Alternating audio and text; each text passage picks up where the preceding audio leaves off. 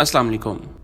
ہم آپ کو پیس انفو میں خوش آمدید کہتے ہیں، جس میں آپ جانیں گے واقعہ کربلا کا حقیقی پس منظر۔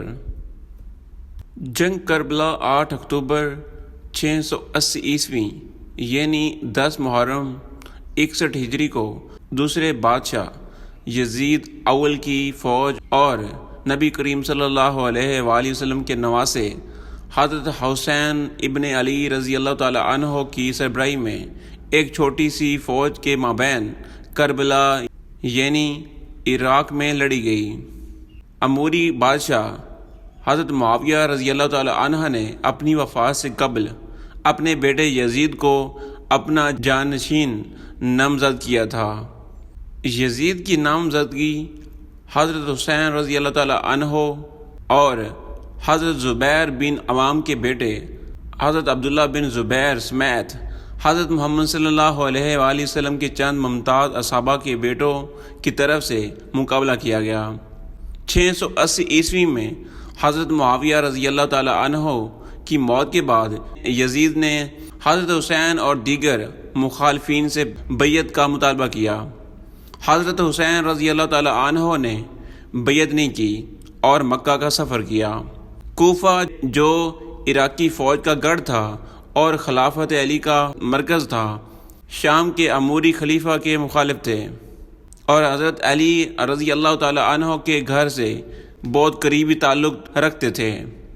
انہوں نے حضرت حسین رضی اللہ تعالی عنہ کو اموریوں کا تختہ الٹنے کی تجویز پیش کی۔ تقریباً 70 نوجوانوں کے ساتھ حضرت حسین رضی اللہ تعالی عنہ کے کوفہ جاتے ہوئے اس کے قافلے کو کوفہ سے کچھ فاصلے پر یزید کی 1000 مضبوط فوج نے روک لیا۔ اسے 2 اکتوبر کو شمال کی طرف جانے اور میدان کربلا میں ڈیرے ڈالنے پر مجبور کیا گیا۔ کربلا کی جنگ علوی جماعت کی ترقی کو اپنی اپنی رسومات اور اجتماعی یادداشت کے ساتھ ایک انوکھے مذہبی فرقے کی شکل دی۔ شیعہ تاریخ روایت میں اس کا مرکزی مقام ہے اور شیعہ آداب میں کثرت سے اس کی تکرار کی جاتی ہے۔ شیعوں کے لیے حضرت حسین رضی اللہ تعالی عنہ کے دکھ اور موت غلط کے خلاف حق اور ناانصافی اور باطل کے خلاف انصاف اور سچائی کی جدوجہد میں قربانی کی علامت بن گئے۔ یہ شیعہ مذہب کے ممبروں کو بہادر رسولوں کا ایک ذریعہ بھی فراہم کرتا ہے۔ یہ جنگ شیعوں کے ذریعے اسلامی محرم کے مہینے کے دوران میں سال کے 10 دن کے دوران میں منائی جاتی ہے۔ اس مہینے کے 10ویں تاریخ کو اختتام پذیر ہوتی ہے، جسے یوم عاشوراء کے نام سے جانا جاتا ہے۔ اس دن شیعہ مسلمان سوگ مناتے ہیں، عوامی جلوس نکلتے ہیں، مذہبی اجتماعات کا انعقاد ہوتا ہے، اپنے سینوں پر ماتم کرتے ہیں۔ اسی طرح سنی مسلمان بھی اس واقعے کو ایک تاریخی المیہ سمجھتے ہیں۔ حضرت حسین رضی اللہ تعالی عنہ اور اس کے ساتھی بڑے پیمانے پر مسلمانوں کے ذریعے شہید مانے جاتے ہیں۔ 656 میں باغیوں کے ذریعے تیسرے خلیفہ حضرت عثمان بن عفان رضی اللہ تعالی عنہ کے قتل کے بعد باغیوں اور مدینہ کے قصبے کے شہریوں نے حضرت علی رضی اللہ تعالی عنہ جو کہ محمد صلی اللہ علیہ وآلہ وسلم کا کزن اور داماد بھی تھے، خلیفہ ہونے کا اعلان کیا۔ محمد صلی اللہ علیہ وآلہ وسلم کے کچھ ساتھی، جن میں حضرت طلحہ ابن عبید اللہ رضی اللہ تعالی عنہ اور حضرت زبیر بن عوام رضی اللہ تعالی عنہ اور حضرت معاویہ بن ابی سفیان رضی اللہ تعالی عنہ جو کہ اس وقت شام کا گورنر تھا، اور محمد صلی اللہ علیہ وآلہ وسلم کی بیوہ حضرت عائشہ رضی اللہ تعالی عنہا نے حضرت علی کو تسلیم کرنے سے انکار کر دیا۔ انہوں نے حضرت عثمان رضی اللہ تعالی عنہ کے قاتلوں سے بدلہ لینے اور مشاورات کے ذریعے ایک نئے خلیفے کا انتخاب کا مطالبہ کیا۔ ان واقعات نے پہلا فتنہ یعنی پہلی مسلمان خانہ جنگی کو جنم دیا۔ جب 661 میں حضرت علی رضی اللہ تعالی عنہ کو عبد الرحمن بن ملجم ایک خارجی نے قتل کیا تو اس کے بڑے بیٹے حضرت حسن رضی اللہ تعالی عنہ نے اس کی جان لے لی، لیکن جلد ہی حضرت معاویہ رضی اللہ تعالی عنہ کے ساتھ صلح نامے پر دستخط کیے تاکہ مزید خون ریزی سے بچا جا سکے۔ معاہدے میں حضرت حسن رضی اللہ تعالی عنہ نے حضرت معاویہ رضی اللہ تعالی عنہ کو اس شرط پر اقتدار سونپنا تھا کہ حضرت معاویہ رضی اللہ تعالی عنہ ایک منصف حاکم ہے اور وہ کوئی موروثی سلطنت قائم نہیں کرے گا۔ 670 میں حضرت حسن رضی اللہ تعالی عنہ کی وفات کے بعد اس کا چھوٹا بھائی حضرت حسین بنو ہاشم قبیلہ کا سربراہ بن گیا، جس کا تعلق محمد صلی اللہ علیہ وآلہ وسلم سے تھا۔ اگرچہ کوفہ میں ان کے والد کے حامیوں نے ان سے بیعت کی، لیکن وہ جب موخر الذکر زندہ تھا، حضرت حسن رضی اللہ تعالی عنہ اور حضرت معاویہ رضی اللہ تعالی عنہ کے مابین امن معاہدے کا پابند رہے گا۔ یزید اول کی جانشینی کے نتیجے میں کربلا کی لڑائی اسی بحران میں ہی واقع ہوئی۔ 676 میں حضرت معاویہ رضی اللہ تعالی عنہ نے اپنے بیٹے یزید کو جانشین نامزد کر دیا، جو کہ معاہدے کی خلاف ورزی تھی۔ اسلامی تاریخ میں کوئی مثال نہیں ملنے کی وجہ سے موروثی جانشینی نے کئی حلقوں سے مخالفت پیدا کر دی۔ حضرت معاویہ رضی اللہ تعالی عنہ دمشق میں ایک مشاورتی اجلاس طلب کیا اور بہت سارے صوبوں کے نمائندوں کو ڈپلومیسی اور رشوت کے ذریعے اس کے منصوبے پر راضی ہونے پر راضی کیا۔ پھر اس نے مدینہ کے اس وقت کے گورنر مروان بن حاکم کو حکم دیا، جہاں حسین اور دیگر بااثر مسلمان مقیم تھے، اس فیصلے کا اعلان کریں۔ مروان کو اس اعلان کے خلاف مزاحمت کا سامنا کرنا پڑا، خاص طور پر حضرت حسین رضی اللہ تعالی عنہ سے۔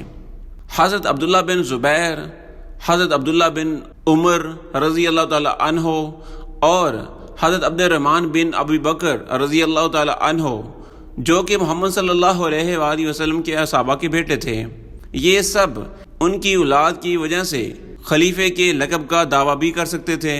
حضرت معاویہ رضی اللہ تعالی عنہ مدینہ چلا گیا اور 4 اختلاف رائے رکھنے والوں پر دباؤ ڈالا اور ان میں سے کچھ کو جان سے مارنے کی دھمکی بھی دی گئی، لیکن پھر بھی انہوں نے اس کی حمایت کرنے سے انکار کر دیا۔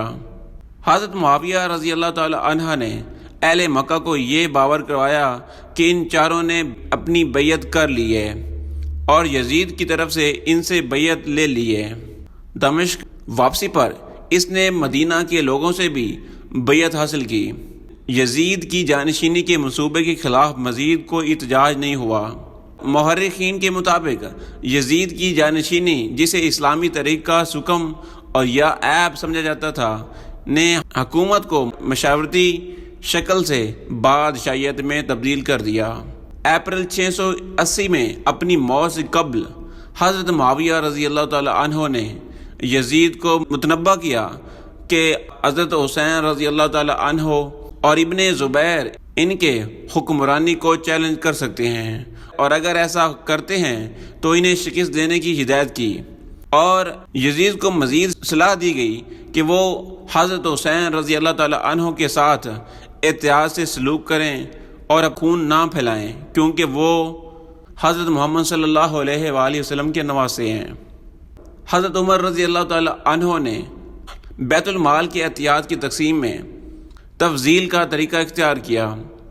رسول اللہ صلی اللہ علیہ وآلہ وسلم اور حضرت ابو بکر صدیق رضی اللہ تعالی عنہ کے برابری کے طریقے سے ہٹ گئے، اور نتیجہ یہ ہوا جس کا وظیفہ زیادہ تھا اس کی بچت بھی زیادہ ہونے لگی، جس کا کم تھا اس کا سارا کھانے پینے میں ہی خرچ ہو جاتا۔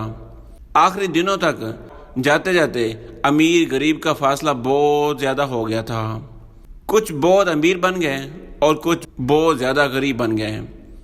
پھر انہیں اپنے اس فیصلے پر پچھتانا پڑا، اور حضرت عمر رضی اللہ تعالی عنہ اس بارے میں فرماتے ہیں کہ یہ جو میں نے فاصلے مقرر کر دیے ہیں، یہ جو امیر غریب کا فاصلہ ہو گیا ہے، اس کو درست کرنا چاہیے۔ ابن حجر اسقلانی حضرت عمر کی جانب سے اس الفاظ کے استعمال کا ذکر کرتے ہوئے بیان کرتے ہیں کہ حضرت عمر رضی اللہ تعالی عنہ جب وظیفہ تقسیم کرتے تھے تو لوگوں میں فرق کرتے تھے، جیسے مہاجر کو زیادہ، انصاری کو کم، بدر میں شریک کرنے والوں کو زیادہ اور دوسروں کو تھوڑا دیتے تھے۔ اپنی زندگی کا آخر ایام میں انہوں نے اس ضمن میں کہا تھا کہ اگر میں کچھ عرصہ اور زندہ رہا تو اس سلسلے میں مسلمانوں میں برابری قائم کر دوں گا۔ حضرت عمر رضی اللہ تعالی عنہ نے فرمایا کہ اگر میں اگلے سال تک زندہ رہا تو میں سب سے ادنا آدمی کو اعلیٰ سے ملا دوں گا، یعنی سب کے وظیفے برابر قرار دے دوں گا۔ انہوں نے محسوس کر لیا تھا کہ یہ پالیسی ٹھیک نہیں ہے، اس سے امیری غریبی کا فاصلہ مسلمانوں میں بڑھتا جا رہا ہے، اس کو ختم کرنا چاہیے۔ یہ حوالہ دینا بھی ضروری ہے کہ خود حضرت عمر رضی اللہ تعالی عنہ نے کہا کہ مجھ سے یہ غلطی ہو گئی ہے، اس کو ٹھیک کرنا چاہیے، یہ صحیح نہیں ہے۔ مگر افسوس یہ ہے کہ حضرت عثمان رضی اللہ تعالی عنہ اس روش سے نہ ہٹے۔ انہوں نے اسی طرز پر وظیفے دیے اور وظیفوں کے ساتھ جاگیریں دینا بھی شروع کر دیں۔ اسلام میں سرمایہ داری کی بنیاد پڑ گئی۔ حضرت ابو ذر غفاری رضی اللہ تعالی عنہ پہلے آدمی جنہوں نے کلمہ حق کے لیے جان دی۔ حضرت محمد صلی اللہ علیہ وآلہ وسلم نے فرمایا تھا کہ آسمان کے نیچے اور زمین کے اوپر اس سے سچا کوئی نہیں ہے۔ صبر نہ کر سکے اور کہا کہ یہ محل کیوں تعمیر ہو رہے ہیں، اور سارے گورنر نے اوقات نماز کا پاس کرنا کیوں چھوڑ دیا۔ ظالم حاکموں نے حضرت عثمان رضی اللہ تعالی عنہ سے کہہ کر مدینہ منورہ سے نکلوا دیا، حضور اکرم صلی اللہ علیہ وآلہ وسلم کی مسجد سے دور کر دیا۔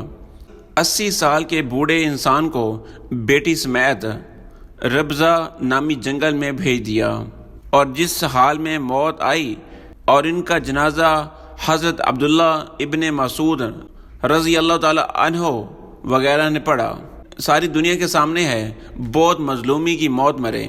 رسول اللہ صلی اللہ علیہ وآلہ وسلم نے فرمایا تھا کہ اے ابو ذر، تم اکیلے جیو گے، اکیلے مرو گے اور اکیلے ہی قیامت کے دن اٹھائے جاؤ گے، وہیں ابضا میں دفن ہے۔ حضرت عثمان رضی اللہ تعالی عنہ کی شہادت کے وقت پوری سلطنت میں انتشار تھا، کچھ سجائی نہیں دیتا تھا کہ آئندہ کیا ہوگا، ہر شہر میں گڑبڑ تھی، کون سنبھالے گا۔ اس وقت پھر سب نے حضرت علی رضی اللہ تعالی عنہ کے آگے ہاتھ جوڑے۔ انہوں نے کہا میں کیا کروں، ماحول خراب ہو چکا ہے، لوگ بری چیزوں کے عادی ہو گئے ہیں، رشوت کھانے کے عادی ہو گئے ہیں، وظیفے لینے کے عادی ہو گئے ہیں، اور جسے بنانا ہے بنا لو، جس طرح پہلے وقت گزارا ہے آگے بھی گزار لوں گا۔ سب سے اصرار کیا کہ آپ کے سوا اب کوئی اور نہیں ہے۔ امام ابن کثیر اپنی کتاب میں فرماتے ہیں کہ امت اس فرد کے ہاتھ پر بیعت کی گئی جس سے افضل روئے زمین پر کوئی اور نہ تھا۔ انہوں نے کہا کہ گھر پر بیعت نہیں ہوگی، مسجد میں سب مہاجرین اور انصار کو اکٹھا کرو، وہاں سب اپنی مرضی اور آزادی سے بیعت کریں۔ آپ رضی اللہ تعالی عنہ کی خلافت سب سے اعلیٰ طریقے سے منعقد ہوئی۔ آپ نے پہلے پہل انصار کے ساتھ ہونے والی زیادتیوں کے خاتمے کا انتظام کیا۔ اس سے پہلے صرف مہاجرین یا قریش کو گورنر بنایا گیا تھا۔ آپ نے مدینے کے جلیل القدر انصار کو بھی گورنر بنایا، مگر حشر یہ ہوا کہ سعد بن حریث رضی اللہ تعالی عنہ شام پہنچے تو حضرت معاویہ رضی اللہ تعالی عنہ کے فوجیوں نے سرحد پر سے ہی واپس کر دیا۔ ہر اصولی اور محدث نے لکھا ہے کہ اسلام میں سب سے پہلے جس شخص نے بغاوت کی وہ حضرت معاویہ رضی اللہ تعالی عنہ تھے۔ حضرت علی رضی اللہ تعالی عنہ نے قرآن کے مطابق باغی کے خلاف جنگ کی جائے اور لشکر تیار کر کے شام کا قصد کیا۔ ابھی مدینے سے باہر ڈیرا ڈالا ہی تھا کہ اپنی چاچی حضرت عباس ابن عبد المطلب کی زوجہ کا پیغام آیا کہ حضرت عائشہ رضی اللہ تعالی عنہ عمرے پر آئی تھیں اور انہیں حضرت طلحہ اور حضرت زبیر اپنے ساتھ لے کر بصرہ روانہ ہو گئے ہیں۔ لشکر کا خرچہ حضرت عثمان رضی اللہ تعالی عنہ کے زمانے کے بصرہ اور یمن کے گورنر نے ادا کیا۔ چال یہ تھی کہ حضرت علی رضی اللہ تعالی عنہ کی سیدھی ٹکر اگر حضرت معاویہ رضی اللہ تعالی عنہ سے ہوئی تو کچمبر نکل جائے گا، تو انہوں نے یہ کیا، جنگ جمل کا بندوبست کیا گیا، جس کے نتیجے میں یا حضرت علی رضی اللہ تعالی عنہ نہ رہیں گے یا طلحہ و زبیر، دونوں صورتوں میں بنی امیہ کے لیے خطرہ کم ہو جائے گا۔ یہ سازش کامیاب ہوئی اور عراق میں کوفہ اور بصرہ خطرات سے نمٹنے کے لیے فوجی چھاونیاں بنائی گئی تھیں۔ لوگ آپس میں لڑ مرے۔ حضرت علی رضی اللہ تعالی عنہ کو جب پتہ چلا تو انہوں نے فرمایا تھا کہ اسلام میں ایک اور رکھنا پڑ گیا ہے۔ حضرت عثمان رضی اللہ تعالی عنہ کے خلاف کوئی ایک بندہ نہیں، پورا ملک اٹھ کھڑا ہوا تھا۔ حضرت عائشہ رضی اللہ تعالی عنہ اور حضرت طلحہ و زبیر رضی اللہ تعالی عنہ، آخر میں حرقوس بن زبیر ہاتھ آیا، اس کو پکڑنے لگے تو 6000 لوگ تلواریں لے کر کھڑے ہو گئے۔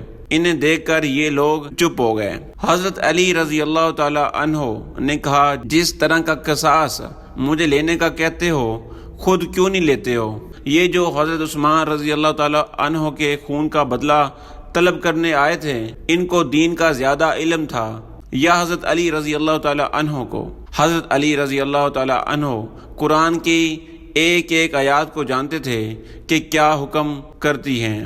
آپ دہائی دیتے رہے کہ حکومت کے خلاف بغاوت چھوڑ کر عدالت میں آ جاؤ، قرآن فیصلہ کرے گا کہ یہ گورنر مجرم ہے یا مظاہرین قاتل ہیں۔ جس کا اس قتل میں جو حصہ ہوگا اس میں نکال کر سامنے لاؤں گا، لیکن عدالت کے سامنے نہیں آئے کیونکہ پتہ تھا کہ یہ شکنجے میں آ جائیں گے۔ حضرت حسین رضی اللہ تعالی عنہ اپنے والد کے ہمراہ ان کے دور حکومت میں جنگ جمل اور جنگ صفین اور جنگ نہروان کی لڑائیوں میں شریک ہوئے۔ حضرت معاویہ رضی اللہ تعالی عنہ تقریباً 10 سال بادشاہ رہے۔ حضرت حسن رضی اللہ تعالی عنہ کے ساتھ صلح معاہدے کے دوسرے پیراگراف کے مطابق حضرت معاویہ رضی اللہ تعالی عنہ جانشین کا انتخاب نہیں کرے گا۔ حضرت معاویہ رضی اللہ تعالی عنہ کے زمانے کے دوران میں حضرت حسین رضی اللہ تعالی عنہ نے ان کے خلاف کوئی کارروائی نہیں کی۔ خلافت حضرت حسن کے دوران میں اور پھر حضرت معاویہ رضی اللہ تعالی عنہ کے ساتھ اپنے امن معاہدے کے دوران میں حضرت حسین رضی اللہ تعالی عنہ اپنے بھائی حضرت حسن رضی اللہ تعالی عنہ کے ساتھ ہم عقیدہ اور ہم موضوع تھے، اگرچہ وہ حضرت معاویہ رضی اللہ تعالی عنہ کے حوالے حکومت سلنڈر کرنے کے مخالف تھا، اور امن معاہدے کے بعد بھی اس نے حضرت معاویہ رضی اللہ تعالی عنہ سے بیعت نہیں کی تھی۔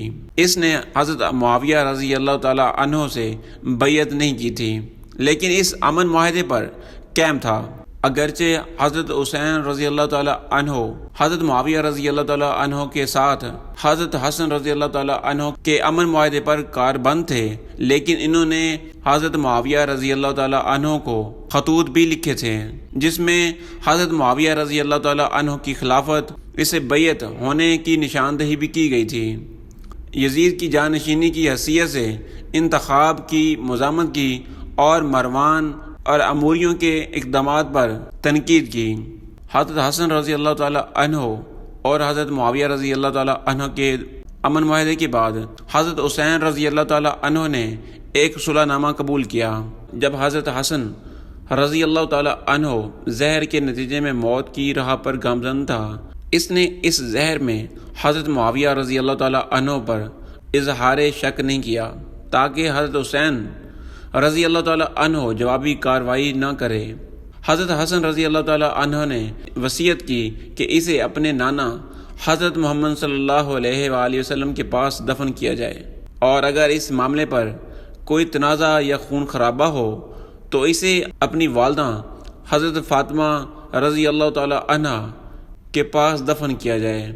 حضرت حسن رضی اللہ تعالی عنہ کو محمد صلی اللہ علیہ وآلہ وسلم کے پاس دفن ہونے سے روک دیا۔ حضرت حسین رضی اللہ تعالی عنہ حلف الفضول نامی قریش یونین سے بھی شکایت کی اور بنی امیہ کے خلاف بنی ہاشم کے حقوق کے اصول کا مطالبہ کیا، لیکن محمد حنفیہ اور دوسرے لوگوں نے آخر کار حضرت حسن رضی اللہ تعالیٰ عنہ کو اپنی والدہ حضرت فاطمہ رضی اللہ تعالیٰ عنہ کے ساتھ دفن کرنے پر حضرت حسین رضی اللہ تعالیٰ عنہ کو راضی کر لیا گیا۔ اسی دوران میں کوفہ کے شیعوں نے حضرت حسین رضی اللہ تعالیٰ عنہ سے بیعت کرنا شروع کی اور سلیمان بن سرد کے گھر پر جادت بن حبیرہ کے بیٹوں ام ہانی علی بن ابی طالب کی بہن کے پوتے تھے سے ملاقات کی۔ انہوں نے حضرت حسین رضی اللہ تعالیٰ عنہ کو ایک خط لکھا جس میں حضرت حسن رضی اللہ تعالیٰ عنہ کی موت سے تعزیت کی اور حضرت معاویہ رضی اللہ تعالیٰ عنہ سے نفرت کی۔ انہوں نے حضرت حسین رضی اللہ تعالیٰ عنہ سے بیعت کا اعلان کیا اور حضرت حسین رضی اللہ تعالیٰ عنہ سے اپنی دلچسپی اور ان کے ساتھ شامل ہونے کی خواہش کا اظہار کیا۔ اس کے جواب میں حضرت حسین رضی اللہ تعالیٰ عنہ نے لکھا کہ وہ حضرت حسن رضی اللہ تعالیٰ عنہ کے امن کی شرائط پر عمل کرنے کے پابند ہیں اور ان سے اپنی جذبات کا اظہار نہ کرنے کو کہتے ہیں، اور اگر حضرت معاویہ رضی اللہ تعالیٰ عنہ کی موت کے بعد حضرت حسین رضی اللہ تعالیٰ عنہ زندہ بچ جاتے ہیں تو وہ شیعوں کو اپنے خیالات بتائیں گے۔ تیسرے خلیفے کے بیٹے عمر بن عثمان رضی اللہ تعالیٰ عنہ نے مروان کو مدینہ میں حضرت حسین رضی اللہ تعالیٰ عنہ کے ساتھ متعدد شیعوں کی ملاقات کے بارے میں متنبہ کیا۔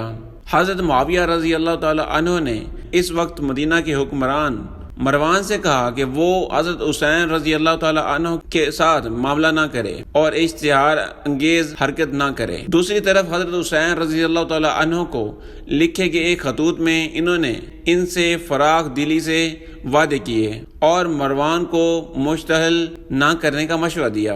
حضرت حسین رضی اللہ تعالیٰ عنہ نے ایک بار فاطمہ الزہرا کی توہین کرنے پر مروان کے ساتھ سخت سلوک کیا۔ ایک دھمکی آمیز خط میں حضرت معاویہ رضی اللہ تعالیٰ عنہ نے حضرت حسین رضی اللہ تعالیٰ عنہ کو ان چیزوں سے دور رہنے کا کہا، اور حضرت حسین رضی اللہ تعالیٰ عنہ نے سخت جواب میں لکھا کہ مجھے اس امت کے خلاف آپ کی حکومت سے بڑھ کر کسی اور بغاوت کا پتہ نہیں۔ مروان نے ایک بار حضرت حسین رضی اللہ تعالیٰ عنہ کو ایک دھمکی آمیز خط لکھا تھا جس پر اسے سخت رد عمل ملا تھا۔ حضرت معاویہ رضی اللہ تعالیٰ عنہ کی حکومت کے دوران میں اس کی دو اہم کارروائیوں تاریخی ذرائع میں ریکارڈ کی گئی۔ نمبر 1، جب وہ متعدد زمینوں پر اپنی ملکیت کی سلسلے میں متعدد بنو امیہ بزرگوں کے سامنے کھڑا ہوا، اور دوسرا جب حضرت معاویہ رضی اللہ تعالیٰ عنہ نے اس سے یزید کو ولی عہد معاویہ کے طور پر قبول کرنے کے لیے کہا۔ ولی عہد کی تقرری اسلام میں ایک بدعت ہے۔ حضرت حسین رضی اللہ تعالیٰ عنہ نے مشہور صحابہ کرام کے بیٹوں کے ساتھ اس فعل کو مسترد کر دیا، کیونکہ یہ حضرت حسن کے معاہدے امن کے خلاف اور خلیفہ مقرر کرنے میں اصول کے منافی تھا۔ حضرت حسن رضی اللہ تعالیٰ عنہ کی موت کے بعد بنو ہاشم میں حضرت حسین رضی اللہ تعالیٰ عنہ کی سب سے زیادہ عزت تھی، اور اس حقیقت کے باوجود کہ عبداللہ بن عباس جیسے لوگ عمر کے لحاظ سے ان سے بڑے تھے، انہوں نے ان سے مشورہ کیا اور اس کی رائے کو استعمال کیا۔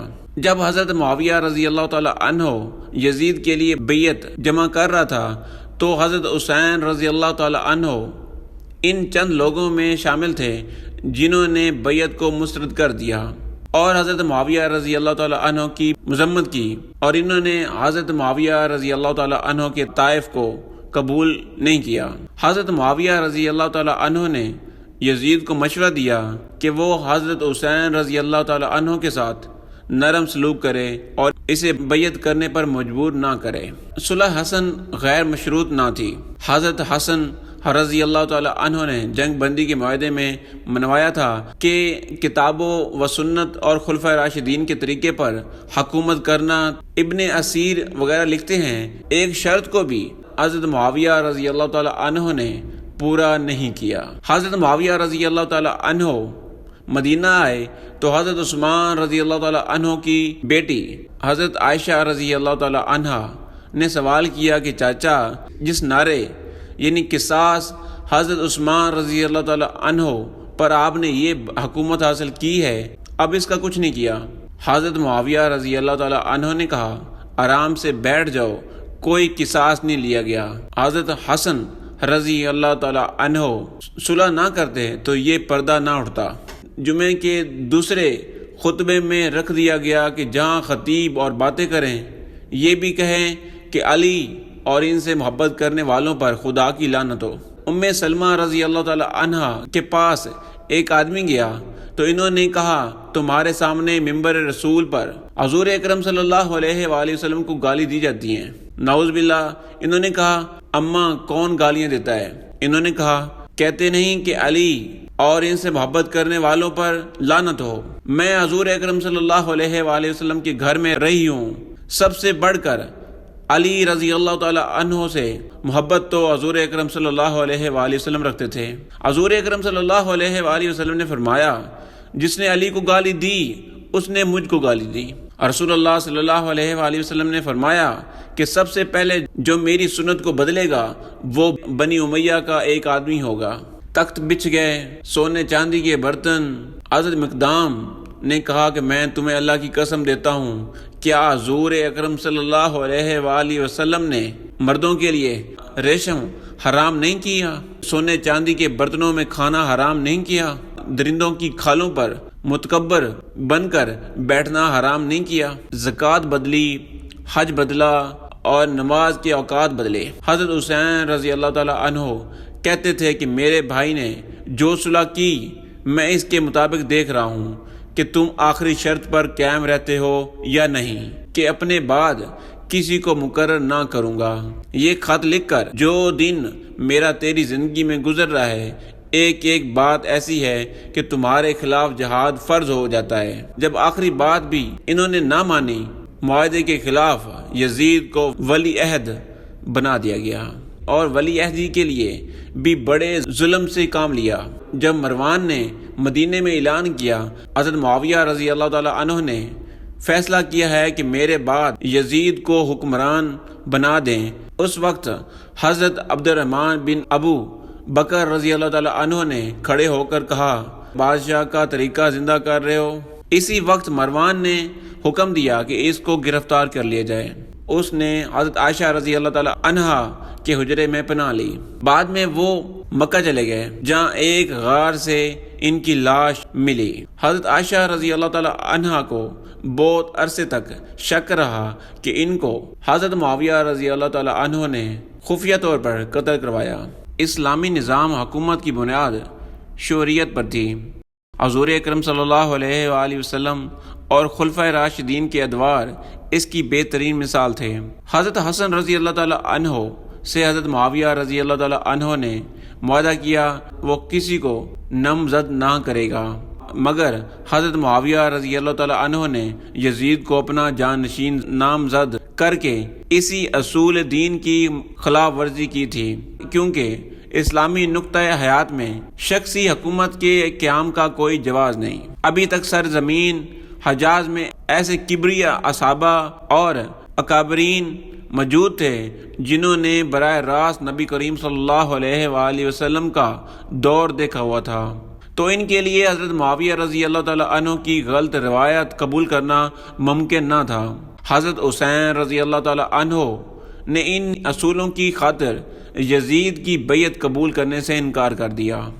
حضرت معاویہ رضی اللہ تعالی عنہ کی وفات سے ایک سال پہلے حضرت حسین رضی اللہ تعالی عنہ نے عبداللہ بن عباس اور عبداللہ بن جعفر کے ساتھ حج کا فریضہ انجام دیا، اور حضرت حسین رضی اللہ تعالی عنہ نے بنی ہاشم اور انصار کے ان چیدہ افراد کو جو آپ اور آپ کے خاندان کی صحیح شناخت رکھتے تھے جمع کیا۔ اس کے بعد کچھ افراد کو بھیجا اور کہا پیغمبر مصطفیٰ صلی اللہ علیہ وآلہ وسلم کے صحابہ میں سے جو بھی اس سال حج کا فریضہ انجام دینے کے لیے آیا ہے انہیں میرے پاس بلا کر لائے۔ اس دعوت میں تقریباً 700 سے زائد افراد، جن میں سے اکثر تابعین میں سے تھے اور اصحابہ نبی کریم صلی اللہ علیہ وآلہ وسلم میں سے تقریباً 200 افراد کو منی میں ایک خیمے میں جمع کیا۔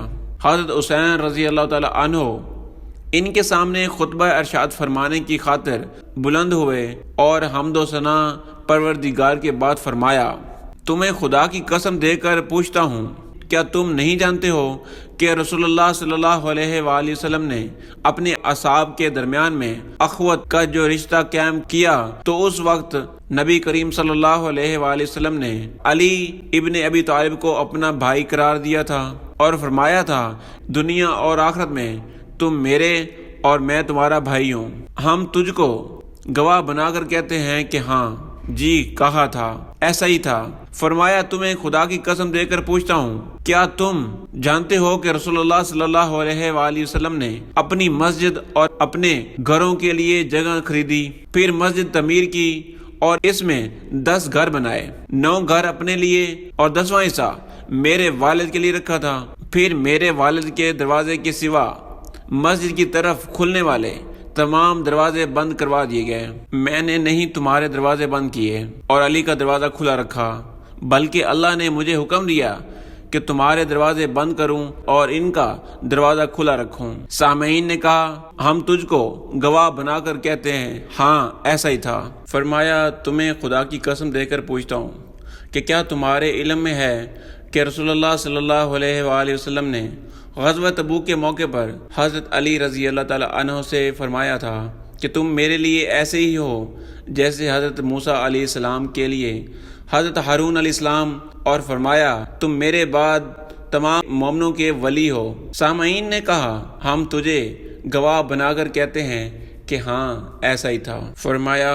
فرمایا تمہیں اللہ کی قسم دے کر پوچھتا ہوں، جب رسول اللہ صلی اللہ علیہ وآلہ وسلم نے نجران کے عیسائیوں کو مباہلے کی دعوت دی تو اپنے ساتھ سوائے حضرت علی رضی اللہ تعالی عنہ اور ان کی زوجہ حضرت فاطمہ رضی اللہ تعالی عنہا اور ان کے 2 بیٹوں کے کسی اور کو نہیں لے گئے۔ سامعین نے کہا، ہم تجھ کو گواہ بنا کر کہتے ہیں کہ ہاں ایسا ہی تھا۔ فرمایا، تمہیں خدا کی قسم دے کر پوچھتا ہوں، کیا تم جانتے ہو کہ رسول اللہ صلی اللہ علیہ وآلہ وسلم نے جنگ خیبر کے دن لشکر اسلام کا پرچم حضرت علی رضی اللہ تعالی عنہ کے سپرد کیا؟ فرمایا کہ میں پرچم اس شخص کے سپرد کر رہا ہوں جس سے اللہ اور اس کا رسول محبت کرتے ہیں اور وہ اللہ اور اس کے رسول سے محبت کرتا ہے۔ سامعین نے کہا، جی ہم تجھ کو گواہ بنا کر کہتے ہیں کہ جی ایسا ہی تھا۔ جعفر اور زاہد کے درمیان میں فیصلہ سناتے ہوئے فرمایا کہ اے علی، تم مجھ سے ہو اور میں تم سے ہوں۔ سامعین نے کہا، ہم تجھ کو گواہ بنا کر کہتے ہیں کہ ہاں ایسا ہی تھا۔ فرمایا، کیا تمہیں علم ہے کہ رسول اللہ صلی اللہ علیہ وآلہ وسلم نے اس موقع پر حضرت علی کو جعفر طیار اور حضرت حمزہ سید الشہداء پر فضیلت دی، جب حضرت فاطمہ رضی اللہ تعالی عنہا سے مخاطب ہو کر فرمایا، میں نے اپنے خاندان کے بہترین شخص سے تمہاری شادی کی ہے، جو سب سے پہلے اسلام لانے والا، سب سے زیادہ علیم و بردبار اور سب سے بڑھ کر علم و فضل کا مالک ہے۔ سامعین نے کہا، ہم تجھ کو گواہ بنا کر کہتے ہیں کہ ہاں ایسا ہی تھا۔ فرمایا، کیا تم جانتے ہو کہ رسول اللہ صلی اللہ علیہ وآلہ وسلم نے فرمایا کہ میں تمام اولاد آدم کا سردار ہوں، میرا بھائی علی عربوں کا سردار ہے۔ حضرت فاطمہ رضی اللہ تعالی عنہا تمام اہل جنت خواتین کی رہبر ہیں اور میرے بیٹے حسن و حسین رضی اللہ تعالی عنہ نوجوانوں کے جنت کے سردار ہیں۔ سامعین نے کہا، ہم تجھ کو گواہ بنا کر کہتے ہیں کہ ایسا ہی تھا۔ فرمایا، کیا تمہیں معلوم ہے کہ رسول اللہ صلی اللہ علیہ وآلہ وسلم نے حضرت علی رضی اللہ تعالی عنہ کو حکم دیا کہ وہی ان کے جسد اقدس کو غسل دیں، اور فرمایا کہ جبریل علیہ السلام اس کام میں ان کے معاون اور مددگار ہوں گے۔ سامعین نے کہا، ہاں ہم تجھ کو گواہ بنا کر کہتے ہیں کہ ایسا ہی ہے۔ فرمایا، کیا تمہیں معلوم ہے کہ رسول اللہ صلی اللہ علیہ وآلہ وسلم نے اپنے آخری خطبے میں فرمایا، میں تمہارے درمیان میں 2 امانتیں چھوڑ کر جا رہا ہوں، اللہ کی کتاب اور میرے اہل بیت، ان دونوں کو مضبوطی سے تھامے رہو تاکہ گمراہ نہ ہو جاؤ۔ سامعین نے کہا، ہم تجھ کو گواہ بنا کر کہتے ہیں کہ ہاں ایسا ہی تھا۔ اس کے بعد امیر المومنین کے فضائل پر مشتمل امام کی گفتگو اختتام کو پہنچنے لگی تو آپ نے سامعین کو خدا کی قسم دے کر کہا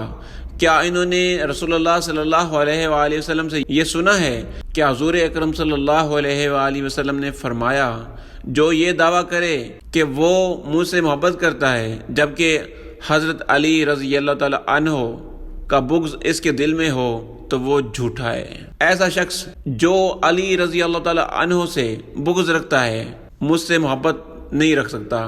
تو اس موقع پر کسی کہنے والے نے کہا کہ یا رسول اللہ یہ کیسے ہو سکتا ہے؟ اور رسول اللہ صلی اللہ علیہ وآلہ وسلم نے فرمایا، کیونکہ وہ علی مجھ سے ہے اور میں اس سے ہوں۔ جس نے علی سے محبت کی اس نے مجھ سے محبت کی، اور جس نے مجھ سے محبت کی اس نے اللہ سے محبت کی، اور جس نے علی سے دشمنی کی اس نے مجھ سے دشمنی کی، اور جس نے مجھ سے دشمنی کی اس نے اللہ سے دشمنی کی۔ سامعین نے کہا، ہم تجھ کو گواہ بنا کر کہتے ہیں کہ ہاں ایسا ہی ہے۔ اے لوگو، اللہ تعالیٰ نے علماء یہود کی سرزش کر کے اپنے اولیاء کو جو نصیحت کی ہے اس میں عبرت حاصل کرو۔ اللہ تعالیٰ نے فرمایا، یہودی علماء اور دینی رہنما انہیں گناہ آلودہ باتوں اور حرام خوری سے کیوں نہیں روکتے؟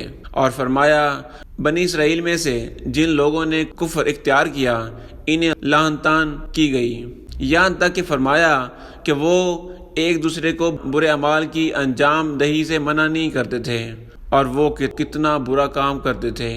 در حقیقت اللہ تعالیٰ نے اس لیے انہیں برا قرار دیا کہ وہ اپنی آنکھوں سے یہ دیکھنے کے باوجود کہ ظالمین کھلم کھلا برائیوں کو پھیلا رہے ہیں، انہیں ظالموں کو اس عمل سے باز رکھنے کی کوشش نہیں کرتے تھے، کیونکہ انہیں ان ظالموں کی طرف سے ملنے والے مال و متاع سے دلچسپی تھی، اور ان کی طرف سے پہنچ سکنے والی سختیوں سے خوف زدہ تھے، جبکہ خدا و تعالیٰ کا ارشاد ہے کہ لوگوں سے نہ ڈرو، مجھ سے ڈرو۔ اور پروردگار نے فرمایا، مومنین اور مومنات ایک دوسرے کے دوست اور سرپرست ہیں، اور اچھائیوں کا حکم دیتے ہیں اور برائیوں سے روکتے ہیں۔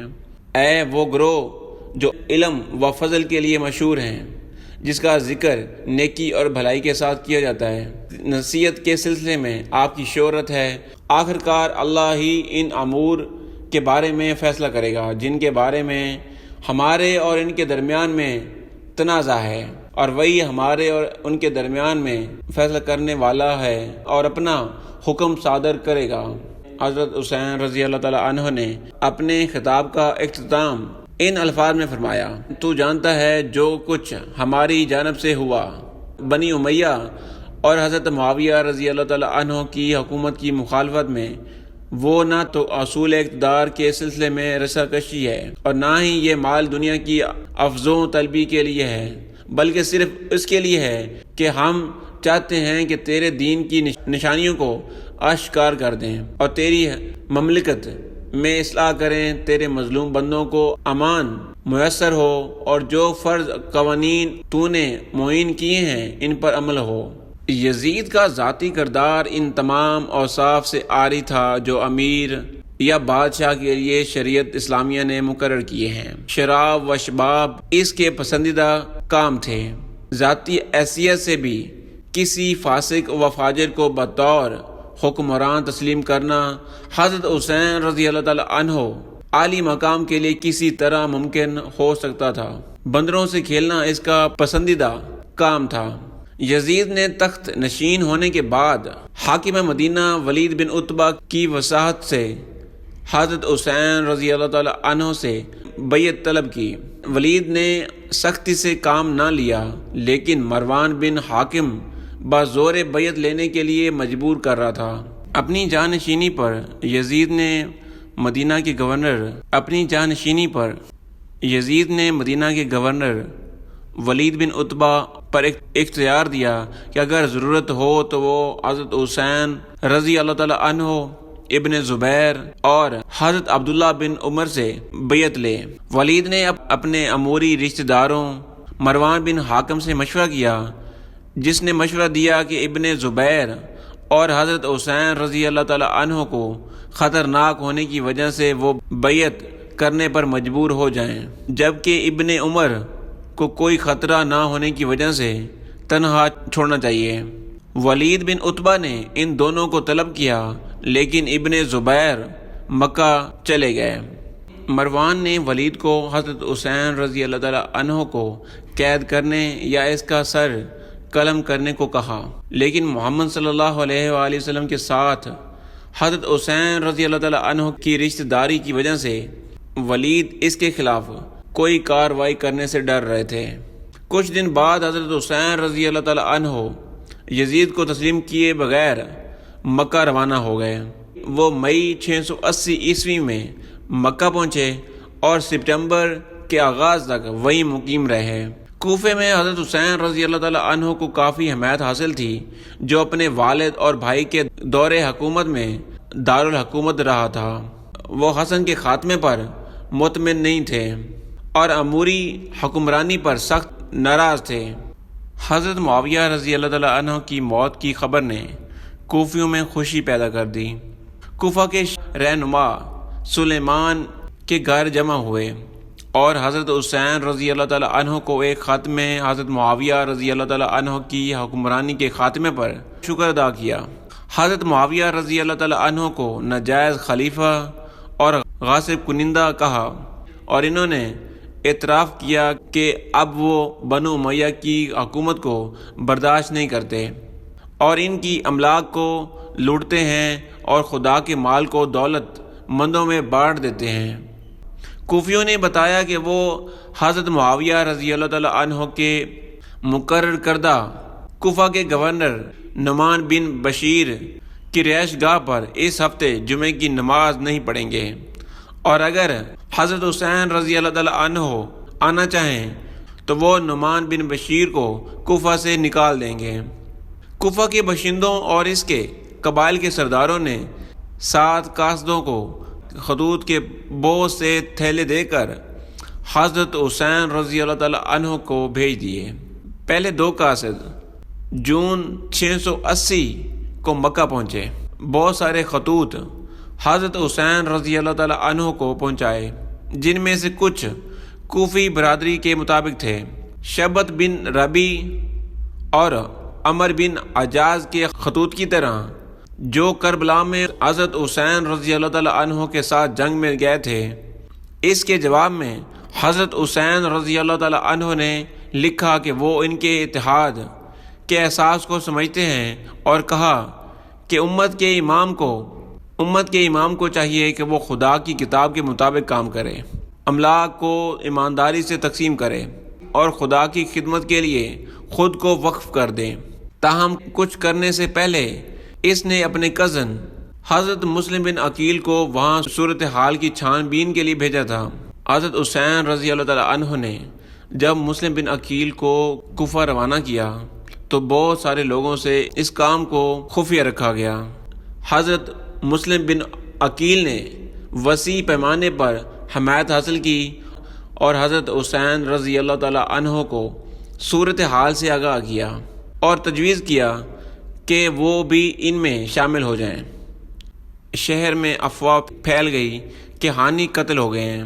یہ خبر سنتے ہی حضرت مسلم بن عقیل نے 18,000 ہم نواحوں کے ساتھ ابن زیاد کے محل کا محاصرہ کر لیا۔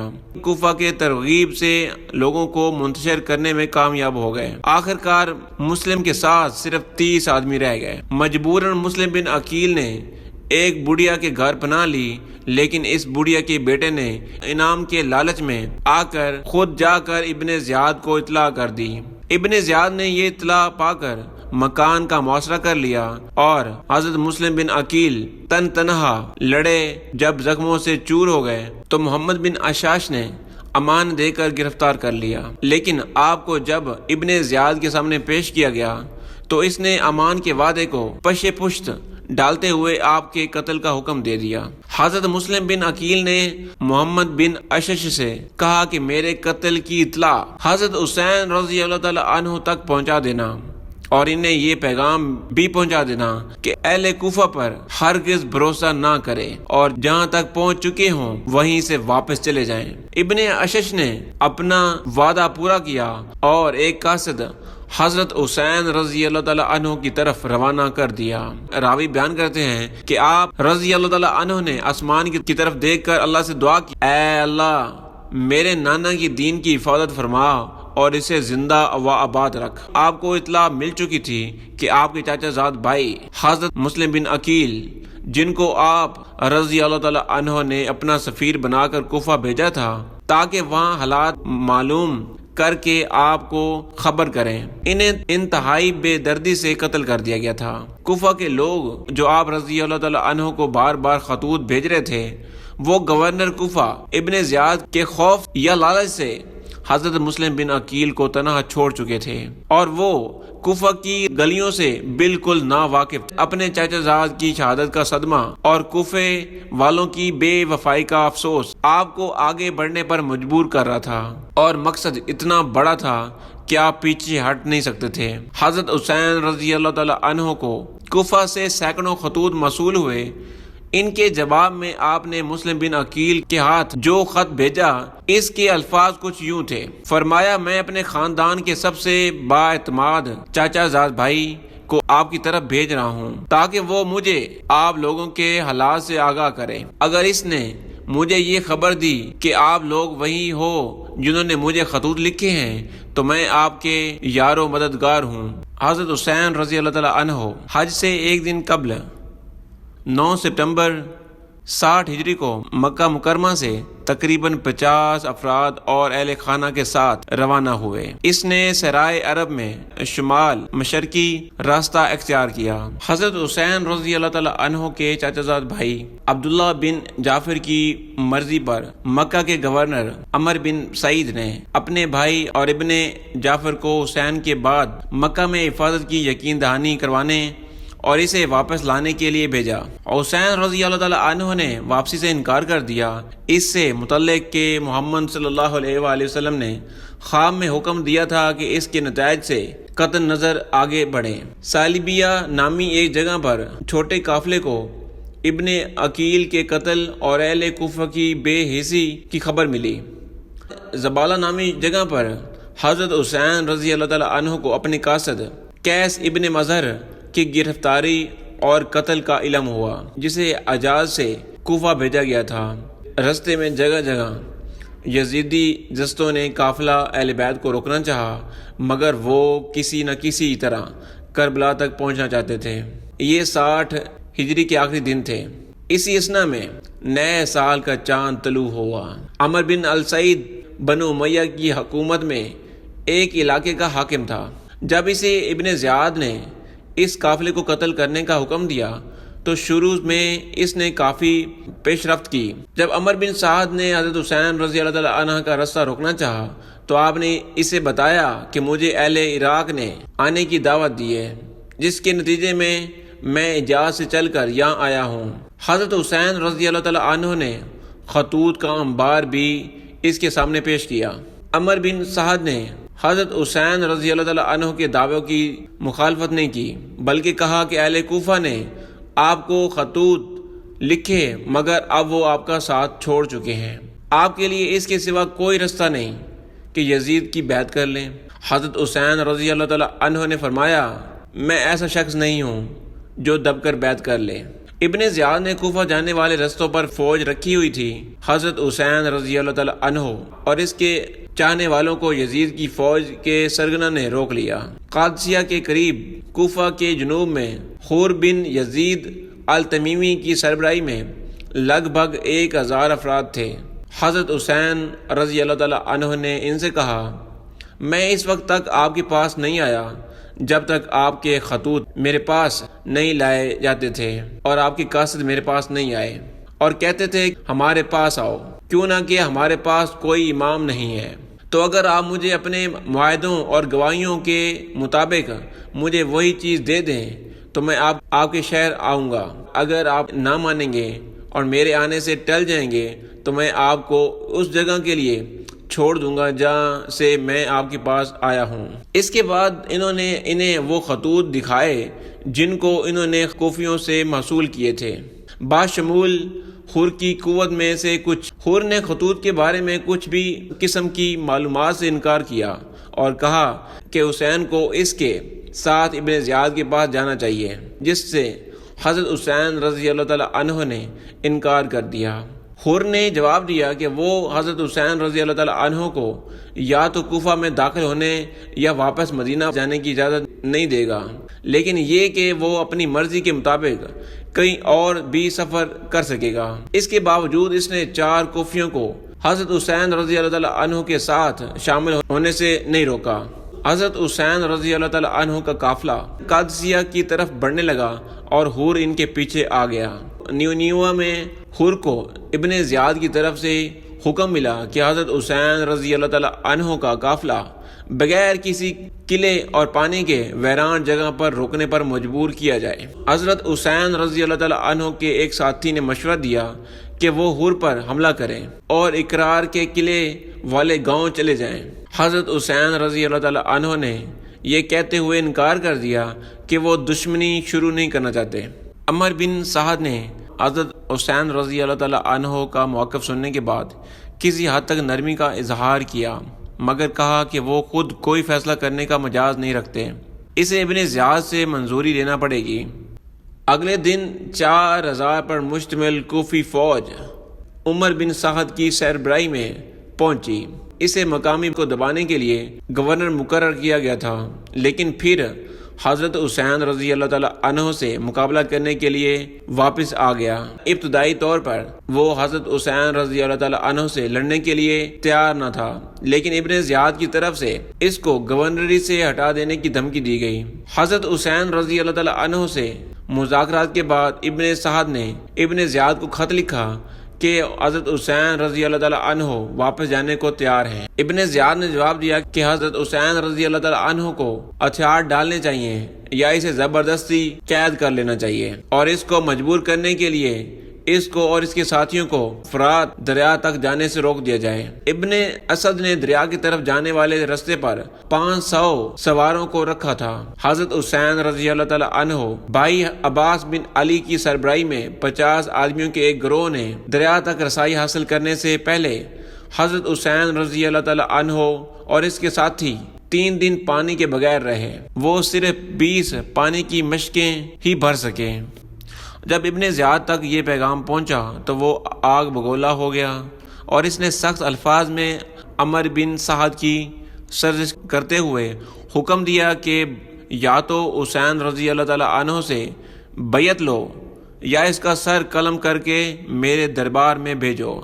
سیدنا حضرت حسین رضی اللہ تعالیٰ عنہ کو جب اس صورتحال کا علم ہوا تو انہوں نے پوری جرأت ایمانی کے ساتھ فرمایا کہ اللہ کی قسم، میں سر تو کٹوا سکتا ہوں مگر زبردستی مجھ سے بیعت نہیں لی جا سکتی۔ اب وہ مرحلہ آ گیا جو تاریخ میں معروف ہے۔ اس میں کوئی شک نہیں کہ حضرت حسین رضی اللہ تعالیٰ عنہ اور ان کے ساتھیوں نے بڑی قربانی پیش کی، جس کا مقصد آمریت، ملوکیت کا انکار اور اسلامی دستور کی اہم ترین شق خلافت و شرعیت کا تحفظ تھا۔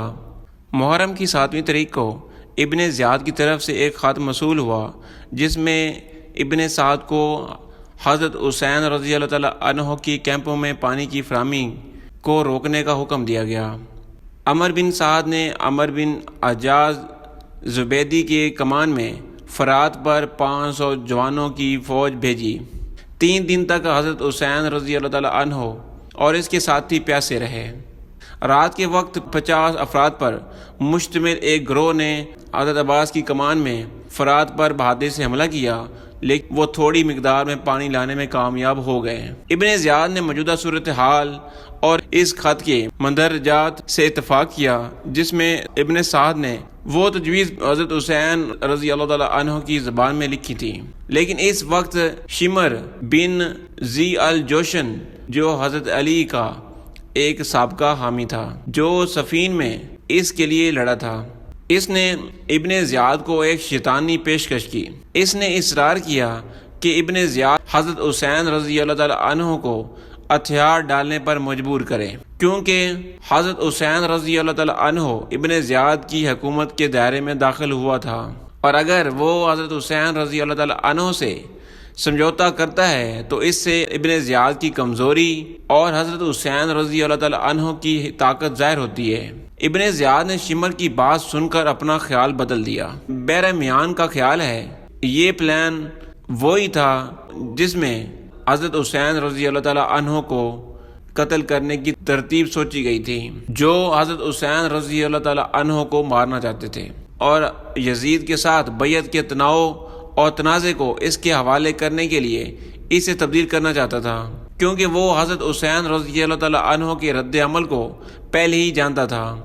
وہ ابن سعد کے پاس یہ پیغام لے کر جا رہا تھا کہ ابن زیاد نے عمر بن سعد کو حکم دیا ہے کہ اگر اس نے ہتھیار نہ ڈالے یا عمر بن سعد نے فوج کی کمان شمر پر چھوڑ دی۔ شمر نے اس پیغام میں یہ بھی کہا کہ حضرت حسین رضی اللہ تعالیٰ عنہ کے جسم کو مارے جانے کے بعد اسے لات مارنا چاہیے کیونکہ وہ باغی ہیں۔ شمر کے یہ الفاظ سن کر ابن سعد نے اس پر لعنت کی اور ان کی توہین کی اور کہا کہ اس مسئلے کو پرامن طور پر ختم کرنے کے لیے ان کی ساری کوششیں ناکام ہو گئیں۔ ابن سعد جانتا تھا کہ حضرت حسین رضی اللہ تعالیٰ عنہ اپنی خصوصی روح کی وجہ سے ہار نہیں مانیں گے۔ ابن زیاد نے حکم دیا تھا کہ اگر عمر بن سعد اس حکم کو قبول نہیں کرتا ہے تو شمر اس پر عمل درآمد سنبھال لے گا، لیکن عمر بن سعد نے اس کی اجازت نہیں دی اور خود اس کی ذمہ داری قبول کر لی۔ ابن سعد اپنی فوج کے ساتھ حضرت حسین رضی اللہ تعالیٰ عنہ کے خیموں کی طرف گیا، جو اپنی تلوار سے ٹیک لگائے ہوئے تھے اور سو رہے تھے۔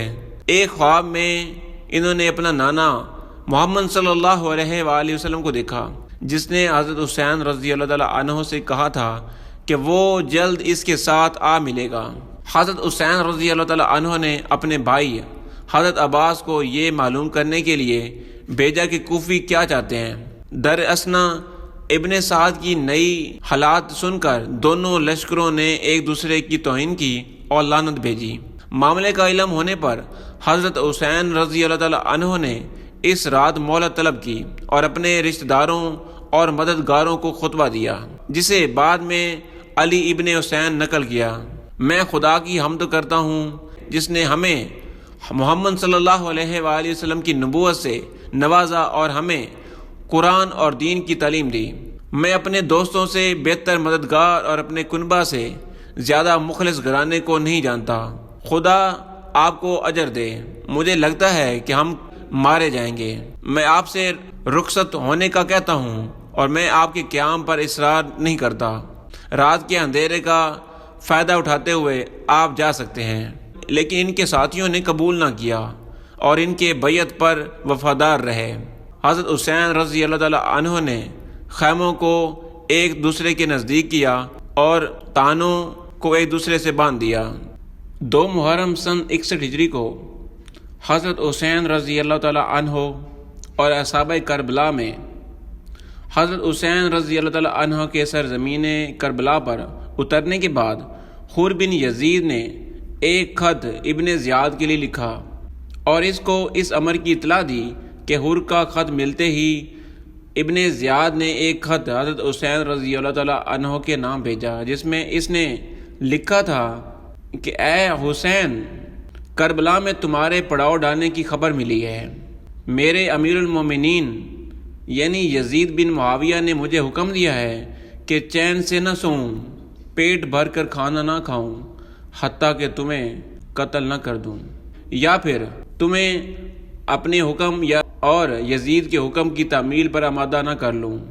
مروی ہے کہ حضرت حسین رضی اللہ تعالیٰ عنہ نے پڑھنے کے بعد خط کو ایک طرف پھینک دیا اور فرمایا، جن لوگوں نے اپنی رضا اور خوشنودی کو اللہ کی رضا اور خوشنودی مقدم رکھا ہے وہ ہرگز فلاح نہ پا سکیں گے۔ ابن زیاد کی قاصد نے کہا، یا ابا عبداللہ، آپ خط کا جواب نہیں دیں گے؟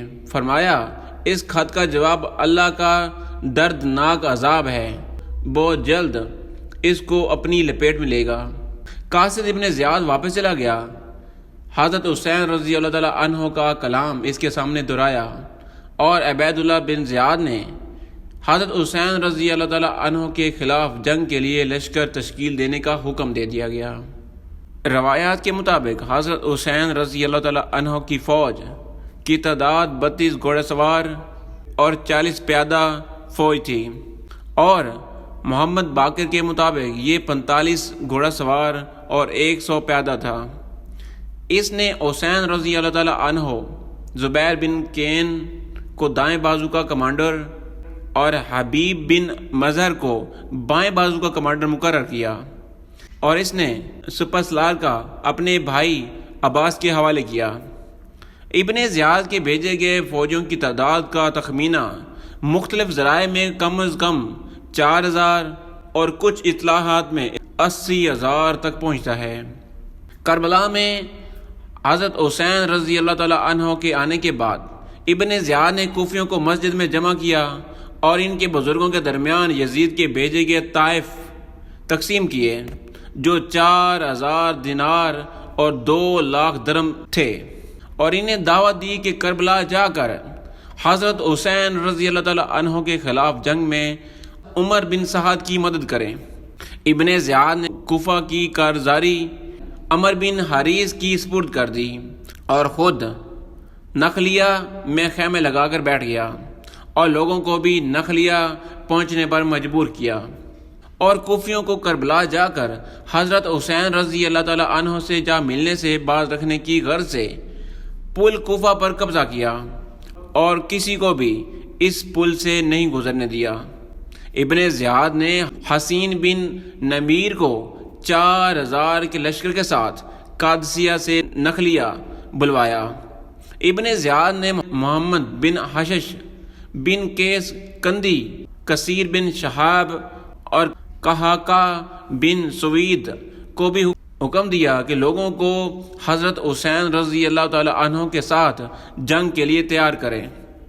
ابن زیاد نے سوید بن عبد الرحمن منقری کو چند سوار دے کر کوفہ میں تحقیقات کر کے ان لوگوں کا سراغ لگانے اور اپنے پاس لانے کا ہدف دیا جو حضرت حسین رضی اللہ تعالی عنہ کے ساتھ جنگ پر جانے سے اجتناب کر رہے تھے۔ سوید نے کوفہ میں تلاش و تحقیقات کے بعد ایک شامی مرد کو پکڑ کر ابن زیاد کے پاس بھجوایا، جو اپنی میراث طلب کرنے کوفہ آیا تھا۔ ابن زیاد نے کوفیوں کو خوف زدہ کرنے کے لیے اس شخص کے قتل کا حکم دیا۔ لوگوں نے جب یہ دیکھا تو وہ سب نخلیہ کی طرف روانہ ہوئے۔ نخلیہ میں بڑی تعداد میں لوگ اکٹھے ہوئے تو ابن زیاد نے حسین بن نمیر کو، شمر بن ذی الجوشن کو ابن سعد کی مدد کے لیے اس کے لشکرگاہ جا پہنچنے کا حکم دیا۔ شمر نے سب سے پہلے حکم کی تعمیل کی اور روانگی کے لیے تیار ہوا۔ شمر کے بعد حسین بن نمیر 4000 لشکر کے ساتھ، مصعب ماری 3000 لشکر کے ساتھ، حسین بن نمیر 2000 لشکر کے ساتھ، اور نصر بن حربہ 2000 کے لشکر کے ساتھ ابن سعد جا ملے۔ اس کے بعد ابن زیاد ایک آدمی سبس بن ربیع کی طرف روانہ کیا اور اس کو حکم دیا کہ ابن سعد سے جا ملے۔ وہ بھی 1000 سوار لے کر عمر بن سعد کے لشکر گاہ جا پہنچے۔ سبس کے بعد حجار 1000 سوار، اور اس کے بعد محمد بن آشش 1000 سوار لے کر کربلا پہنچ گئے، اور ان کے بعد حارث بن یزید بھی حجارین کے پیچھے پیچھے کربلا روانہ ہو گئے۔ ابن زیاد ہر روز صبح و شام کوفیوں فوجیوں کے 25، 30، 50 افراد پر مشتمل دستے کربلا روانہ کرتا تھا، حتیٰ کہ 6 محرم الحرام کو ابن سعد کے فوجیوں کی تعداد 20,000 افراد سے تجاوز کر گئی۔ ابن زیاد نے عمر بن سعد کو اس لشکر کا سپہ سالار مقرر کیا۔ کربلا میں دشمن کا لشکر اکٹھا ہونے کے بعد حبیب بن مظہر مختصر سے لشکر کے پیش نظر حضرت حسین رضی اللہ تعالی عنہ کی اجازت سے بیس بدل کر قبیلہ بنو سعد پہنچے اور ان سے حضرت حسین رضی اللہ تعالی عنہ کے لیے مدد کی درخواست کی۔ بنی اسد رات کے وقت خیام حضرت حسین رضی اللہ تعالی عنہ کی جانب رواں دواں تھے کہ عمر بن سعد نے ازرق بن عرب کی سرکردی میں 400 یا 500 سواروں کا ایک دستہ بھیج کر فرات کے کنارے ان کا رستہ روکا۔ بات جھڑپ شروع ہونے تک پہنچی اور بنی اسد جہاں سے آئے تھے وہیں لوٹ کر واپس چلے گئے۔ چنانچہ حبیب بن مظہر اکیلے واپس آ گئے۔ کچھ روایت سے یہ حقائق بھی نظر آتے ہیں کہ عمر بن سعد نے مسئلے کو بغیر جنگ کے حل کرنے اور ابن زیاد اور یزید کے مقاصد پورے کرنے کی کوشش کی۔ 10 محرم کو صبح کی نماز کے بعد دونوں فریقوں نے جنگی پوزیشنیں سنبھال لی۔ حضرت حسین رضی اللہ تعالیٰ عنہ نے زبیر بن کین کو اپنی فوج کے دائیں حصے کی کمان کے لیے اور حبیب بن مظہر کو بائیں بازو کی کمان سنبھالنے کے لیے اور اس کے سوتیلے بھائی عباس کو پرچم بردار مقرر کیا۔ زیادہ تر اطلاعات کے مطابق حضرت حسین رضی اللہ تعالیٰ عنہ کے ساتھیوں کی تعداد 32 گھوڑے سوار اور 42 پیدل چلنے والوں کی تعداد تھی، اگرچہ کچھ ذرائع کے مطابق 45 گھوڑے بھی لکھے گئے ہیں۔ اس کے بعد حضرت حسین رضی اللہ تعالیٰ عنہ نے اپنے مخالفین کو ایک تقریر کی جس سے انہیں حضرت محمد صلی اللہ علیہ وآلہ وسلم کے نواسے کی حیثیت کی یاد دلا دی اور دعوت دینے اور پھر اسے چھوڑنے پر ملامت کی گئی۔ حضرت حسین رضی اللہ تعالیٰ عنہ کی تقریر نے خر کو اس کی طرف موڑ دیا۔ حضرت حسین رضی اللہ تعالیٰ عنہ کی تقریر کے بعد زبیر بن کین نے ابن سعد کے فوجیوں کو حضرت حسین رضی اللہ تعالیٰ عنہ کے قتل سے روکنے کی کوشش کی۔ ابن اسد کی فوج نے تیروں کی کئی بچھاڑ کی۔ اس کے بعد جنگ ہوئی جس میں حضرت حسین رضی اللہ تعالیٰ عنہ کے کئی ساتھی شہید ہو گئے۔ عمر بن الحجاج کی سربراہی میں جو کوفیوں کے دائیں بازو نے حضرت حسین رضی اللہ تعالیٰ عنہ کی فوج پر حملہ کیا لیکن پسپا کر دیا گیا۔ آپس میں لڑنے کا سلسلہ رک گیا اور مزید تیروں کا تبادلہ ہوا۔ اموری فوج کے بائیں بازو کے کمان کرنے والے شمر نے حملہ کیا لیکن دونوں طرف سے نقصانات کے بعد اسے پسپا کر دیا گیا۔ اس کے بعد گھوڑا سوار کے حملے ہوئے۔ حضرت حسین رضی اللہ تعالیٰ عنہ کے گھوڑے سواروں نے شدید مزاحمت کی اور ابن سعد گھوڑا سواروں اور 500 تیر اندازوں کو لے کر آیا۔ ان کے گھوڑوں کو تیر کے ذریعے زخمی کرنے کے بعد حضرت حسین رضی اللہ تعالیٰ عنہ کے گھوڑے سوار دستہ گھوڑے چھوڑ کر پیدل لڑے۔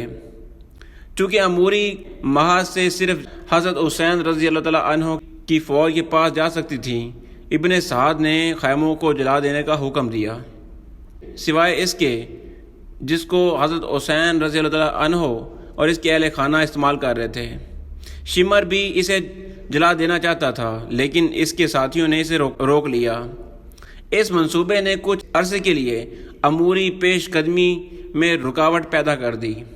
دوپہر کی نماز کے بعد حضرت حسین رضی اللہ تعالیٰ عنہ کے ساتھیوں کا گھیراؤ کیا گیا اور تقریباً سبھی کو شہید کر دیا گیا۔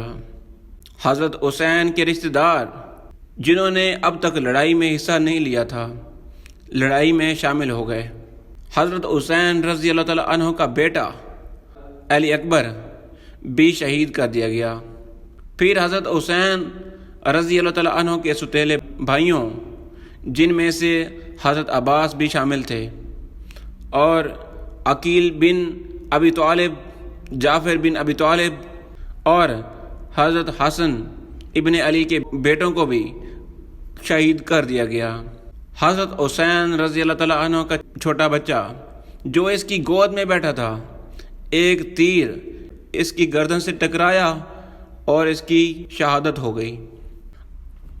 ایک اور روایت کے مطابق اموری فوجیوں نے سیدھا حضرت حسین رضی اللہ تعالیٰ عنہ پر براہ راست حملہ کرنے میں دلچسپی ظاہر نہ کی اور ڈر محسوس کیا، لیکن جب وہ دریا پر پانی پینے گیا تو اس کے منہ پر حملہ ہوا۔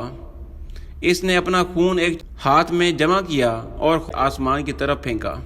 بعد میں اس کو مالک ابن نصیر نے گھیر لیا اور اس پر حملہ کیا۔ یہ دھچکا اس کے کٹے ہوئے لبادے سے ہوا، جسے حضرت حسین رضی اللہ تعالیٰ عنہ نے اپنے حملہ آوروں کو بد دعا دیتے ہوئے ہٹا دیا۔ شمر پیدل فوجیوں کے ایک گروپ کے ساتھ حضرت حسین رضی اللہ تعالیٰ عنہ کی طرف بڑھا، جو اب لڑنے کے لیے تیار تھا کیونکہ اس کی طرف بہت کم لوگ باقی تھے۔ ابن سعد خیموں کے قریب پہنچا اور حضرت حسین رضی اللہ تعالیٰ عنہ کی بہن حضرت زینب رضی اللہ تعالیٰ عنہ نے اس سے شکایت کی، عمر بن سعد کیا آپ کھڑے ہو کر دیکھتے ہو اور حضرت حسین رضی اللہ تعالیٰ عنہ مارے جائیں گے؟ ابن سعد رونے لگے لیکن کچھ نہ کیا۔ حضرت حسین رضی اللہ تعالیٰ عنہ نے اپنے بہت سے حملے آوروں کو ہلاک کیا تھا، تاہم وہ ابھی بھی اسے مارنے کے لیے تیار نہیں تھے۔ آخر کار شمر نے چلاتے ہوئے کہا، شرم کرو، تم اس آدمی کا انتظار کیوں کر رہے ہو؟ اسے مار ڈالو، تمہاری ماں تم سے محروم ہو جائیں۔ اموری فوجیوں نے پھر اس حضرت حسین رضی اللہ تعالیٰ عنہ کو دوڑایا اور اس کے ہاتھ اور کاندھے پر ایسے حملے کیے کہ زخمی کر دیا، اور انہوں نے حضرت حسین رضی اللہ تعالیٰ عنہ کو چہرے کے بل نیچے گرا دیا، اور سنان بن انس نامی ایک حملہ آور وار کیا اور اسے سر بریدہ کر دیا، اور اس طرح زمانے کا ایک بہترین انسان کو شہید کر دیا گیا، اور اس کے ساتھ اس کے خاندان کے تمام مرد بھی شہید کر دیے گئے سوائے حضرت زین العابدین ابن حسین، جو بیماری کی وجہ سے جنگ میں شرکت نہ کر سکے، اور محمد باقر بن علی کے جو اس وقت بچے تھے۔ حضرت حسین رضی اللہ تعالیٰ عنہ کی سفر کی مدت، جو کہ یزید کی بیعت سے انکار سے لے کر 10 محرم کے دن تک کی شہادت تک 175 دن تک جاری رہی۔ بیعت سے انکار سے مکہ کی طرف ہجرت تک 12 دن مدینے میں رہے، 4 مہینے اور 10 دن مکہ میں قیام کیا۔ 23 دن کی مدت مکہ سے کربلا تک سفر میں صرف ہوئی۔ 2 محرم اور حرام سے 10 محرم تک کربلا میں قیام کیا۔ حضرت حسین رضی اللہ تعالیٰ عنہ نے مکہ سے کوفہ تک 18 منزلیں طے کی۔ ایک منزل سے دوسری منزل تک کا فاصلہ 18 کلومیٹر تھا۔ واقعہ کربلا میں حضرت حسین رضی اللہ تعالیٰ عنہ کے ساتھیوں اور کنبے کے قتل کے بعد عمر بن سعد نے حکم دیا کہ ان کے سر کاٹ دیے جائیں۔ اس کے بعد اس نے قبیلوں میں سر تقسیم کر دیے تاکہ وہ ابن زیاد کے قریب ہو جائیں۔ قیس قبیلہ، جس کی سربراہی قیس ابن حشش کندی نے کی تھی، اس کے پاس 13 سر مبارک تھے۔ خوزان قبیلے کی سربراہی شمر بن جو زی الجوشن نے کی تھی، جس کے پاس 12 سر مبارک تھے۔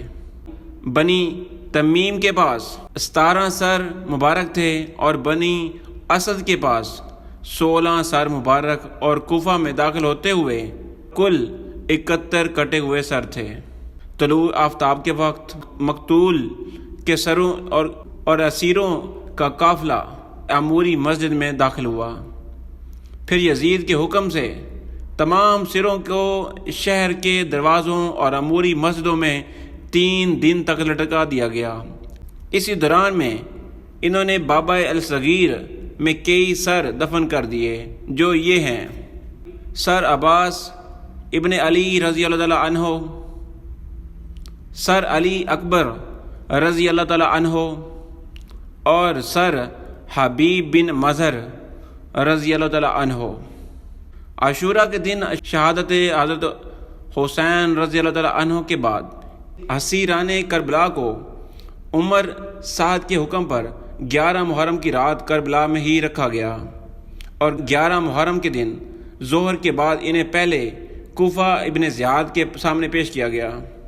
پھر عبید اللہ بن زیاد نے شمر اور طارق سمیت ایک دستے کے ہمراہ شام میں دربار یزید کی طرف روانہ کیا۔ مروی ہے کہ حضرت زینب رضی اللہ تعالیٰ عنہ نے حضرت حسین رضی اللہ تعالیٰ عنہ کے جسد اطہر کے پاس سے گزرتے ہوئے یہ جملے کہے: آسمان کے فرشتے تم پر درود سلام بھیجتے ہیں۔ جب اسیران آل محمد اور شہدائے کربلا کے سروں کو کوفہ کے شہروں میں پھیلانے کے بعد جب ابن زیاد دربار میں پہنچا تو عوام کو دربار میں داخل ہونے کی اجازت دی، اور حضرت حسین رضی اللہ تعالیٰ عنہ کے سر کو اس کے سامنے رکھا گیا، اور حضرت حسین رضی اللہ تعالیٰ عنہ کے بچوں کو دربار میں لایا گیا۔ جناب حضرت زینب رضی اللہ تعالیٰ عنہ حقیر لباس میں مبوس تھی اور کنیزوں کے حصار میں تھیں، اور ناشناختہ طور پر دربار میں آئیں اور کسی کونے میں بیٹھ گئیں۔ عبید اللہ بن زیاد نے پوچھا، یہ عورت جو کونے میں خواتین کے درمیان میں ہے کون ہے؟ حضرت زینب رضی اللہ تعالیٰ عنہا نے جواب نہیں دیا۔ ابن زیاد نے اپنا سوال پھر سے دہرایا تو کسی کنیز نے کہا، وہ پیغمبر کی بیٹی حضرت فاطمہ رضی اللہ تعالیٰ عنہا کی بیٹی حضرت زینب رضی اللہ تعالیٰ عنہا ہے۔ ہم آخر میں حضرت زینب رضی اللہ تعالیٰ عنہا اور ابن زیاد کا وہ خطبہ بھی آپ کو بتاتے ہیں جو آخر میں دربار یزید میں ہوا تھا، لیکن کچھ روایت سے یہ بھی ثابت ہوتا ہے کہ یہ خطبہ حضرت زینب رضی اللہ تعالیٰ عنہا اور یزید کے درمیان ہوا تھا۔ ابن زیاد نے کہا، تمام تعریفیں اس اللہ کے لیے جس نے تمہارے خاندان کو رسوا کیا اور مارا اور دکھایا کہ جو کچھ تم کہہ رہے تھے سب جھوٹ تھا۔ حضرت زینب رضی اللہ تعالی عنہا نے فرمایا، تمام تعریفیں اس اللہ کے لیے ہیں جس نے ہمیں پیغمبر کے ذریعے نوازا اور ہر ناپاکی سے دور رکھا۔ فاسق کے علاوہ کسی کی رسوائی نہیں ہوتی اور بدکار کے علاوہ کوئی جھوٹ نہیں بولتا، اور بدکار ہم نہیں دوسرے ہیں، یعنی تم اور تمہارے پیروکار ہیں، اور تعریف صرف اللہ کے لیے ہے۔ ابن زیاد نے کہا، دیکھ لیا کہ اللہ تعالیٰ نے تمہارے خاندان کے ساتھ کیا کیا؟ حضرت زینب رضی اللہ تعالیٰ عنہا نے فرمایا، اچھائی کے سوا کچھ نہیں دیکھا۔ یہ وہ لوگ تھے جن کے مقدر میں اللہ تعالیٰ نے شہادت لکھی تھی، اور انہوں نے بھی اطاعت کی اور اپنی ابدی منزل کی طرف چلے گئے، اور بہت جلد اللہ تعالیٰ تمہیں ان کے سامنے کرے گا، اور وہ اللہ تعالیٰ سے تمہاری شکایت کریں گے۔ تب دیکھنا کہ اس دن کون کامیاب ہوتا ہے۔ اے ابن مرجانہ کے بیٹے، تم پر تمہاری ماں روئے۔ ابن زیاد نے کہا، اللہ نے تمہارے نافرمان بھائی حسین، اس کے خاندان اور سرکش لشکر کو مار کر مرے دل کو شفا بخشا۔ حضرت زینب رضی اللہ تعالی عنہا نے فرمایا، خدا کی قسم تم نے ہمارے بزرگ کو مارا، اگر یہ کام تمہاری شفا کا باعث ہے تو تم کو شرم آنی چاہیے۔ ابن زیاد نے غصے اور توہین آمیز لہجے میں کہا کہ یہ بھی اپنے باپ کی طرح یعنی حضرت علی کی طرح ماہر خطیب ہے۔ اپنی جان کی قسم کھاتا ہوں، تمہارا باپ بھی یعنی حضرت علی بھی شاعر تھا۔ حضرت زینب رضی اللہ تعالی عنہ نے فرمایا، ایک عورت کو سجا اور کافیوں سے کیا کام؟ دشمنوں نے اسیروں کو بے کجاوا اونٹوں پر سوار کیا۔ جب اسیرہ نے کوفہ میں داخل ہوئے تو لوگ ان کو دیکھنے جمع ہو گئے۔ کوفہ کی عورتیں ان پر گریہ کر رہی تھیں، اور خزلم بن ستیس نامی شخص کہتا ہے، اس وقت میں نے حضرت علی ابن حسین رضی اللہ تعالی عنہ کو دیکھا جس کی گردن میں توق اور ہاتھ پس گردن بندھے ہوئے تھے۔ عمر الساحد کے سپاہیوں نے کوفہ کے چوکوں سے گزار کر انہیں کیسر عبید اللہ بن زیاد میں لایا گیا۔ حضرت زینب رضی اللہ تعالی عنہا اور ابن زیاد کے درمیان سخت گفتگو بھی ہوئی، جو کہ ہم اوپر بیان کر چکے ہیں۔ ابن زیاد نے حضرت سجاد رضی اللہ تعالی عنہ کے قتل کا حکم صادر کیا، لیکن حضرت زینب رضی اللہ تعالی عنہ کے اعتراض کرنے اور ابن زیاد اور حضرت زینب رضی اللہ تعالی عنہ کے درمیان میں سخت لہجے میں گفتگو کے بعد ابن زیاد قتل سے تھوڑا پیچھے ہٹ گیا۔ ابن زیاد نے اسیروں کو محلوں پر سجاد رضی اللہ تعالی عنہ کو توق و زنجیر میں جکڑ کر شام روانہ کیا۔ یزید نے اسیروں کے سامنے سر حضرت حسین رضی اللہ تعالی عنہ کو ایک سونے کے تشت میں رکھا اور اپنے لیے ہوئے لکڑی کے ذریعے سر امام رضی اللہ تعالی عنہ کی توہین کی۔ حضرت رضا رضی اللہ تعالی عنہ سے منقول ہے کہ ایک حدیث میں آیا ہے کہ یزید نے حضرت حسین رضی اللہ تعالیٰ کے سر کو ایک طبق میں رکھا، پھر اس کے اوپر کھانے کی میز رکھ دی، پھر اپنے دوستوں کے ساتھ کھانے اور شراب خوری میں مشغول ہو گئے۔ پھر اس میز پر وہ اپنے دوستوں کے ساتھ شطرنج کھیلنے لگے۔